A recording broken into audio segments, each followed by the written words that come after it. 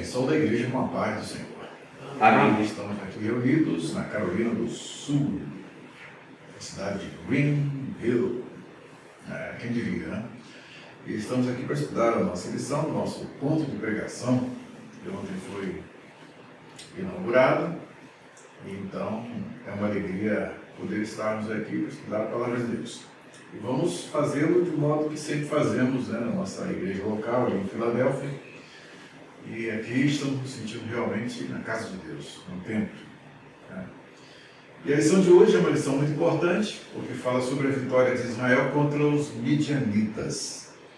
E em falando da vitória de Israel contra os midianitas, nós vamos estudar uma lição que, do ponto de vista de quem entra de paraquedas no Antigo Testamento e pega um texto desse, meu Deus, quanta atrocidade, quantas coisas que aconteceram, e não sabem que este episódio é simplesmente um vislumbre, né, da meta história, que é exatamente o que Deus está fazendo no combate ao pecado. Há uma guerra de Deus contra o pecado. O pecado, ele afronta a santidade de Deus.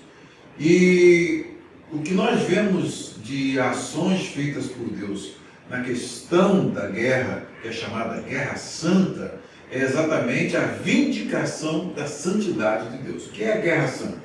É o combate de Deus para a eliminação daquilo que, na natureza humana e na experiência humana, começou a fazer oposição à vontade de Deus desde o Éden e vai até a consumação. Daí, então, essa lição de hoje é muito importante, porque se nós não havermos dentro dessa macroestrutura, né, dessa visão mais sistêmica, em que nós temos o Senhor aqui numa guerra que foi deflagrada lá no jardim do Éden, e ela vai até aquela consumação, a guerra final, que está registrada no capítulo 19 de Apocalipse, né? Temos ali no Apocalipse a manifestação da guerra final, de tudo aquilo que vai acontecer para a consumação, que será a guerra que vai terminar com todas as guerras. Então, na história, né, de um modo geral, na história da humanidade, nós vemos muitas guerras que são travadas. Guerras que são travadas por uma questão de envolvimento, por exemplo, de limpeza, de etnias. Temos guerras que são injustas, que são o dominador querendo ampliar o seu poder e vai fazendo guerras e vai pilhando as nações e vai dominando as nações para poder ampliar o seu poder. Mas, de um modo geral, nós temos aí dois reinos que estão em conflito, o reino de Deus e o reino humano. Então, é exatamente nesta direção que nós vamos levar o nosso estudo de hoje para entendermos a natureza da Guerra Santa, a proposta dela e para o que ela está apontando. Ela simboliza algo muito importante que vai acontecer no final dos tempos. Então, alguns autores que eu consultei esta semana, que me ajudaram muito na questão da compreensão desse tema complexo, o primeiro dele foi o Ian Duggett. O Ian Duggett é um dos pastores que é doutor em teologia e é de aplicação do texto bíblico, ele é excelente, né? O Ian Duggett. E então, no capítulo que ele fala, que ele comenta aqui, no capítulo 31, de Números, ele nos traz um sermão que é muito importante, vou colocar até aqui para vocês, na tela, que é julgamento e expiação. Ele vê dois temas básicos e fundamentais nesse texto de Números 31. Julgamento, por um lado, e expiação, por outro lado. Com esse eixo de abordagem, né, e isso é muito importante que vocês prestem atenção, porque quando você lê um texto como esse, como é que esse texto pode se transformar num sermão? O maior desafio da pregação no Antigo Testamento é exatamente transformar textos complexos como esse de Número 31 num sermão. Então você tem que, ao ler o texto como um todo, entender o texto e, depois de entender o texto, ver quais os temas que são, que a gente pode dizer assim, fundamentais para você segmentar o texto. E ele vê os dois grandes temas deste capítulo 31, como primeiro julgamento e segundo expiação. Então, é um texto muito importante. Ele começa com a frase dizendo que guerra é inferno. Ou seja, não há nada de glorioso na guerra, nem devemos ter ilusões românticas a respeito. E ele cita um exemplo do poeta romano Horácio, que escreveu o verso Dulce et decorum est, pro patria more. Ou seja, é doce e honrado morrer pela pátria. Então, mas aconteceu que na experiência dele, ele não honrou aquilo que disse em termos poéticos. E aí o Daggett diz, mas a sua própria experiência, falando a respeito do Horácio, a sua própria experiência de guerra foi bem diferente. Ele lutou ao lado de Brutus na Batalha de Filipos em 42 a.C., e longe de ter uma morte gloriosa por seu país na batalha, fugiu com o exército derrotado, jogando fora seu escudo enquanto corria. Uma coisa é escrever poesia nobre sobre a guerra, e outra, completamente diferente, é passar você mesmo pelos horrores da guerra. Então, ele mostra que a guerra, realmente, quem está envolvido nela, e a gente já assistiu vários filmes que dão pelo menos assim, uma ideia do que vinha a ser uma guerra, embora nunca participamos presentemente de uma guerra, é algo terrível. Então a guerra ela é o que de mais selvagem existe na manifestação da natureza humana. E, no entanto, nós vamos estudar hoje a Guerra Santa, que é exatamente o combate de Deus contra os midianitas. E aí nós vamos aprender tantas coisas importantes, aprendi tantas coisas significativas dentro desse texto, que vão lançar luz, inclusive, num texto que é hiper mal incompreendido no Apocalipse, capítulo 7. E fala sobre as 12 tribos que são chamadas, e aí, quando eu dei a minha aula de Apocalipse, eu mostrei exatamente qual era a proposta daquele simbolismo da convocação dos 12 mil de cada tribo. E hoje nós vamos ver aqui algo muito importante, porque o chamamento dos militares para a guerra dão aqui o pano de fundo para nós compreendermos a imagem de Apocalipse 7, mostrando que ali nós temos o exército de Deus, e são aqueles que seguem o Cordeiro, e isso tudo vai refletir na batalha final. Então aí é muito importante, nós vamos ver o quê? A importância de se conhecer o Antigo Testamento para poder então conhecer o Novo Testamento. Se você não tem esse background, esse pano de fundo, é muito difícil você entender o Novo Testamento. Por isso que quando nós fizemos a nossa abordagem do capítulo 7, inclusive eu a fiz lá em São Bernardo do Campo, mas eu tenho a aula toda gravada, e é importante, então eu mostrei para os irmãos a importância de se conhecer o Antigo Testamento e o background daquela figura que é utilizada ali, que é um texto que apresenta o exército de Deus de um modo ideal, que aí é como uma projeção disso que hoje nós vamos ver aqui, e depois aquele cenário se desdobra, semioticamente ele se desdobra num cenário universal. Sai do que é usado como modelo Israel, que é uma figura que é utilizada ali, dos 12 de cada tribo, 12 mil de cada tribo, depois 144 mil, e então depois se desdobra mostrando que aquele é o número ideal que projeta de fato o que vem na imagem seguinte, que é o Israel de Deus, de todas as tribos, povos, línguas e nações. E é algo muito maravilhoso quando a gente estuda o livro assim. A imagística vem exatamente daqui, desse texto de hoje.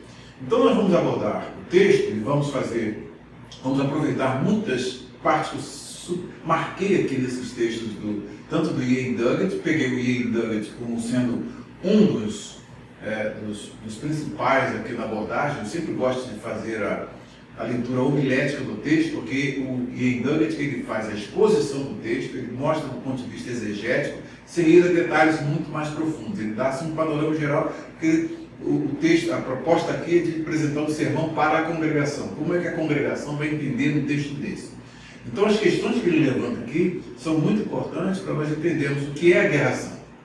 Praticamente a grande maioria dos que vão estudar esta lição de hoje vão passar de largo sobre esse grande tema que é a Guerra Santa, e ao mesmo tempo não entender para o que ela projeta. E até mesmo ele coloca um ponto muito importante, que quando nós falamos venha o teu reino, na nossa oração, nós estamos invocando esse momento em que a transição dos reinos humanos para o reino final se dará com a última guerra que vai ser travada quando o Cordeiro vai pelejar com o seu exército contra os reinos humanos e vai subjugar o último inimigo, o último império, e aí então estabelecerá o seu reino, conforme está predito. Daniel capítulo 2, Daniel capítulo 7, outros textos como, por exemplo, Daniel capítulo 9, 24 ao 27, que inclusive está aqui como tema de um dos livros que estou escrevendo, né? E eu trouxe até para a gente fazer a apresentação desse livro aqui, quem sabe a gente vai publicar lá na editora Fiel. Né? E então, vamos ao nosso estudo de hoje, depois dessa introdução, porque ela é importante para que nós entendamos sobre o que nós estamos falando. E a questão da expiação, no final, vai ser também algo muito bom, porque vai mostrar aspectos de ligação. Como você faz a ponte entre o texto do Antigo Testamento, baseado nesse eixo temático de julgamento, para o que ele projeta? Já vimos. É a expiação. Né? Como é que ela pode ser vista dentro desse texto, como aconteceu e como isso projeta a nossa experiência cristã hoje. É algo tremendo. Nós vamos então aqui a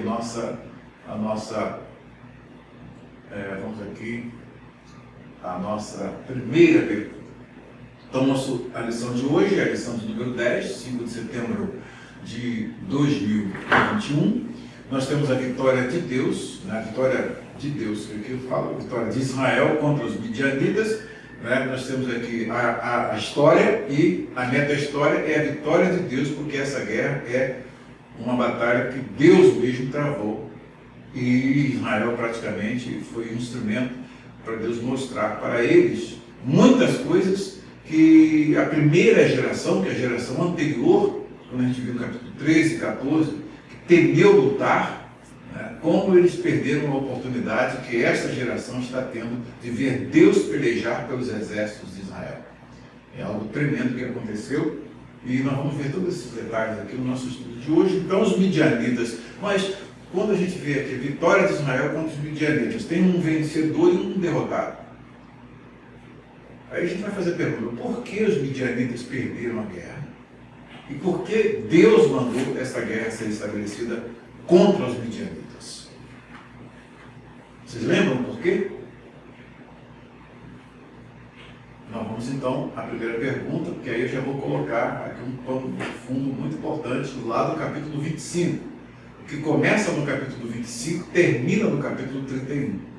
E nesse ínterim tem alguns detalhes que não foram estudados, que são fundamentais para você preencher o livro. Cada capítulo dele, cada versículo dele, quando inserido no cânon, é importante para você entender o fluxo da narrativa até o final dessa história. Então, quando você pula algum detalhe, quando você pula algum capítulo, você deixa num vácuo que não pode ser preenchido sem você ter aqueles elementos. Né? E aí, eu vou trazer esses elementos, mas pelo menos, como a última lição que estudamos foi no capítulo 25, dá para vocês fazerem uma ponte, né, entre o capítulo 25 e o 31. Então, houve um salto aqui muito grande e muitos elementos ficaram para trás que são fundamentais para entendermos aqui o estudo de hoje. Inclusive, o que nós vamos ver aqui é a questão da vingança contra os midianitas. Mas por que vingança? Primeira pergunta, o que Deus mandou Israel, ou melhor, o que Deus mandou Moisés ordenar aos filhos de Israel antes de morrer, o que Moisés disse para eles fazerem e quantos foram de cada tribo? Então aqui no capítulo 31, versículos 1 a 4, nós temos o seguinte. Vamos pegar aqui o nosso Logos Bible Software. E aí nós vamos ter aqui. O Senhor disse a Moisés, nós sempre mostramos para vocês que aqui nós temos então uma nova seção. Toda nova seção, ela tem sempre um marcador. E o marcador aqui é Vaidaber, Adonai, ou Yahvé, El Moshe Lemor. Então disse o Senhor a Moisés, falou o Senhor a Moisés, dizendo, esse infinitivo aqui, ele vai ser traduzido como um gerúndio aqui. Então, a versão, o Senhor disse a Moisés, estou usando aqui a versão NVI para facilitar aqui a leitura. Vingue-se dos midianitas pelo que fizeram aos israelitas. A primeira frase aqui já está mostrando aqui que há uma sentença sobre os midianitas. Esta vingança ela se baseia em quê? No que os midianitas fizeram. Daí vocês lembram que no episódio de Baal Peor, que vai ser elencado aqui, né? O episódio de Baal Peor foi exatamente o episódio que marcou o julgamento de Deus sobre o seu povo. Por quê? Porque por estratégia política de Balaão, Balaão deu uma estratégia política para o Balaque, e então o Balaque seguiu a estratégia, levando as mulheres midianitas, as mulheres moabitas, né, a seduzirem os israelitas para o culto pagão.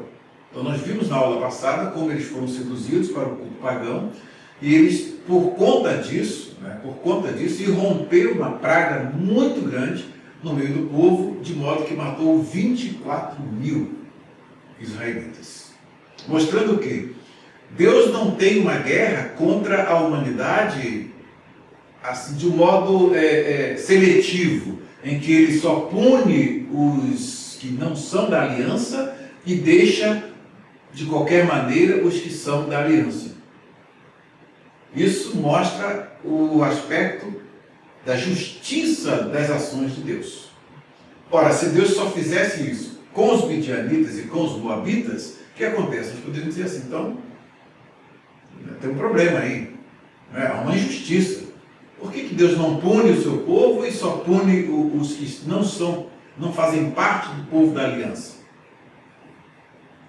Aí o que acontece? Nós vamos ver no texto que isso não é assim. Deus, primeiro, por conta dessa estratégia que Balaão usou, para que Balaque introduzisse as mulheres moabitas e os midianitas foram como se os voluntários para poder acelerar esse processo de destruição do povo de Deus, enviando também as suas mulheres para lá. E aí, esse conjunto de mulheres moabitas e mulheres midianitas fizeram com que toda a nação entrasse na contramão contra Deus, e essas mulheres fizeram com que eles fossem para o culto idolátrico lá de Baal Peor, e ali, como nós vimos na lição passada, rolavam as chamadas prostituição cultual, que era feita porque o Baal era o chamado Deus da fertilidade. Então tinha a prostituição cultual, e ao mesmo tempo eles também participavam da alimentação, que devia ser uma mesa farta, para poder eles então participarem de uma alimentação dedicada ao ídolo, ao Baal. Esse culto então fez com que o Israel se contaminasse a tal ponto que Deus sentenciou os seus líderes, primeiro, à morte, e aí Moisés não cumpriu, como o Senhor falou, a sentença que Deus determinou, e não puniu os líderes e deixou que a coisa corresse solta, e nisso a praga já tinha atingido a 24 mil. Até que chegou um casalzinho, um líder dos simeonitas, da tribo de Simeão, que me parece que foi uma das que mais se envolveu nesse culto idolátrico, e uma filha, uma princesa, filha de um líder midianita, que depois nós vamos ver aqui nesse capítulo, mais à frente desse capítulo, nós vamos ver que ele é morto aqui. É o pai, é um dos reis que é pai da princesa que foi morta por Finéias. Aí Finéias, que era o neto de Arão, filho de Eleazar, que eram sacerdotes na época, ele viu aquela cena em que chega o israelita com a mulher midianita e vão para a tenda deles, o povo todo já chorando por causa do massacre que a praga estava produzindo no meio do povo, 24 mil pessoas mortas, um pânico, e ninguém sabia que esse número podia chegar a matar toda a população de Israel. E aí eles estão chorando diante da tenda da congregação, e esse indivíduo assintosamente, afrontosamente, passa com a mulher, olha eles lá e tal, e vai bem bom lá para a tenda para poder ainda, de repente, fazer o seu culto idolátrico lá, e dentro do próprio arraial de Israel. Aí o Finéias vê aquela cena e passa por Moisés assim, e, ô Moisés, tudo bem? Você tem uma midianita como mulher, eu também, que eu trouxe a minha para cá. Porque Moisés esteve em Midian. Aí a mulher que era casada com ele era filha lá do sacerdote de Midian. Então, Moisés não tomou as iniciativas no sentido de fazer o que Deus mandou, a vontade diretiva. Mata os líderes porque eles são os responsáveis. Eles vão servir como expiação para que eu não mate todo o povo.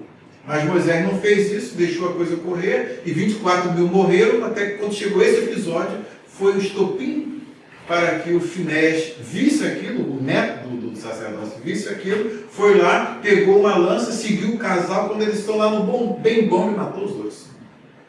Aí matou os dois, aí pronto, a praga cessou em Israel. Mas deixou esse saldo aí de 24 mil mortos. Aí o que ocorre? Nesse momento, Deus então dá uma sentença. Vamos lá. É exatamente essa sentença que eu quero mostrar para vocês. Aqui no finalzinho do capítulo 25,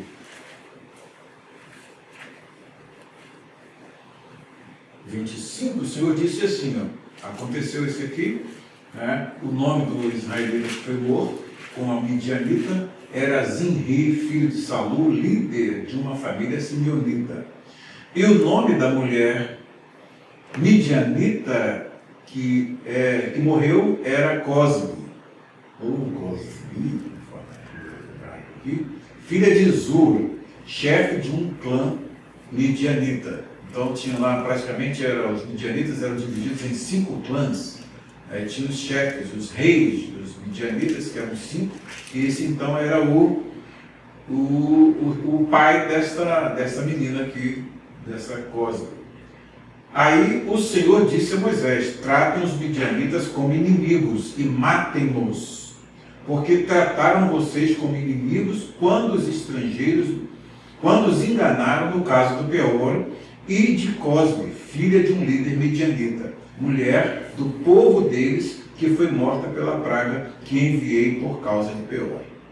Uma primeira coisa que a gente vai perceber aqui: como é que Deus age em relação tanto aos da aliança quanto os de fora da aliança. Deus sempre age à base de razões morais. E exatamente por quanto Deus tinha deixado o mandamento para que não houvesse idolatria no meio do seu povo e eles não servissem outros deuses, quando o povo da aliança transgride, e Balaão foi esperto, né? Balaão, ele criou essa estratégia política porque ele viu que não tinha como amaldiçoar o povo. Então, qual o meio que eu vou fazer para que esse povo seja fragilizado, né? Que era o que Balaque queria. Aí, como ele viu que Deus mostrou, como nós estudamos, né, que ele ficou totalmente sob o domínio de Deus, ele começa lá trabalhando no nível da vontade diretiva de Deus, quando Deus disse para ele não ir. Eu estou lembrando aqui, pastor disse, porque você não participou das últimas aulas, né? Então estou fazendo aqui um panorama que eu dei lá. Então Deus disse para ele não ir. Aí acontece que ele insiste, então Deus permitiu, né, aprovou a ida dele com certas condições. Teve o episódio da jumenta que o repreendeu exatamente porque ele não cumpriu as cláusulas da aprovação de Deus. E por fim aqui, quando Deus termina e mostra que ele não tinha domínio de nada, que ele não era aquele aquele profeta com o seu, né, como queria o Balaque, que fazia exatamente o que estava no seu poder de abençoar e amaldiçoar. Deus mostrou que ele era um mero marionete na sua mão e não deixou ele fazer absolutamente nada. Por fim, Deus o larga.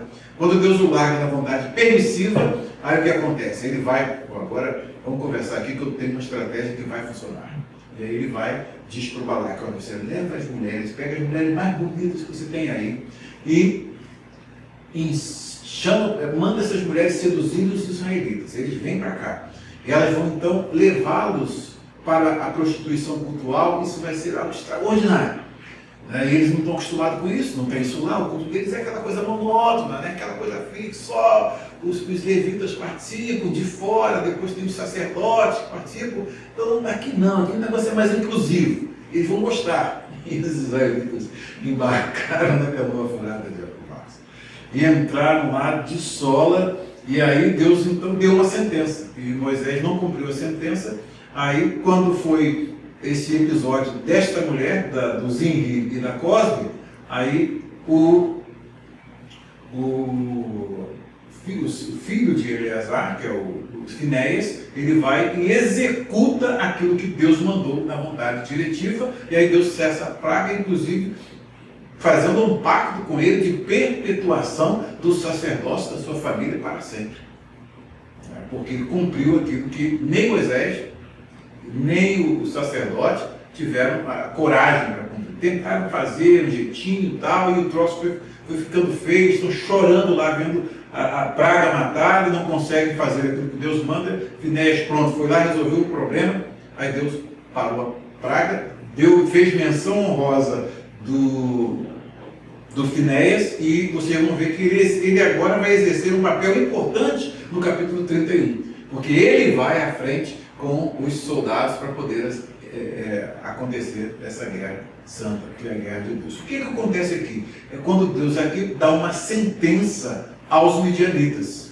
E essa sentença vai se cumprir exatamente no capítulo 31, quando eles vão fazer essa guerra, e chegou o momento de Deus julgar os midianitas pelo que eles fizeram com o povo de Israel. E ali morreram 24 mil israelitas, mostrando que Deus não é imparcial. Tratou o pecado. Qual o problema maior? É que o pecado, tanto no povo da aliança como nos de fora, é o problema da guerra santa. A guerra santa é a guerra de Deus contra o pecado, tanto no meio do seu povo quanto fora do seu povo.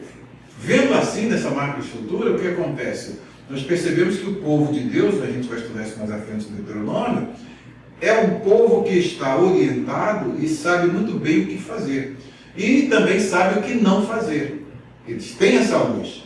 E aqui, nem os que não sabem, como Israel, o que fazer, eles são isentos, porque eles, ao estarem cumprindo, ou melhor, ao estarem transgredindo o mandamento de Deus e imersos nessa idolatria, eles também são passíveis de punição. Então, o povo de Israel foi enganado, e aí então sofreu a punição. Agora chegou a hora de Deus fazer o que está aqui, cumprir aquela sentença de julgamento que Deus deu por conta do engano que eles fizeram de Baal Peor, fazendo o povo da aliança sofrer. Tá? Então Deus não é imparcial, ele é justo. E é isso que vai dar o norte para nós estudarmos o capítulo 31. Eu acho que com esta revisão rápida, já dá então para nós pegarmos aqui e estudarmos o capítulo 31. Então o Senhor disse a Moisés: vingue-se dos midianitas pelo que fizeram aos israelitas. Depois disso você será reunido aos seus antepassados. Então aqui Deus anuncia a morte de Moisés. Os midianitas, eles estão no centro, né, dessa questão da primeira parte aqui, que é o julgamento de Deus, e aqui eles então vão sofrer agora a vingança pelo que eles fizeram. Então não tem aqui a questão de serem inocentes. Como também já há uma sentença, porque esse pecado que eles cometem de idolatria é um pecado que já tem aí, já está bem maduro. Que quando Deus fala lá atrás para Abraão, no capítulo 15, e você vai descansar com seus pais, falou para Abraão, porque a medida da iniquidade dos amorreus, está falando acerca desses povos aqui de Canaã, ainda não está completa. se passaram 400 anos até que amadurecesse a chegar ao ponto de Deus entrar em julgamento. Mostrando que Deus também foi muito paciente, porque viu tudo que esse povo fez durante 400 anos. Queimando crianças ao deus Moloque, fazendo a prostituição cultural, invocando aos ídolos, né? Invocando aos ídolos para que os ídolos fossem os seus protetores e deixando Deus de lado.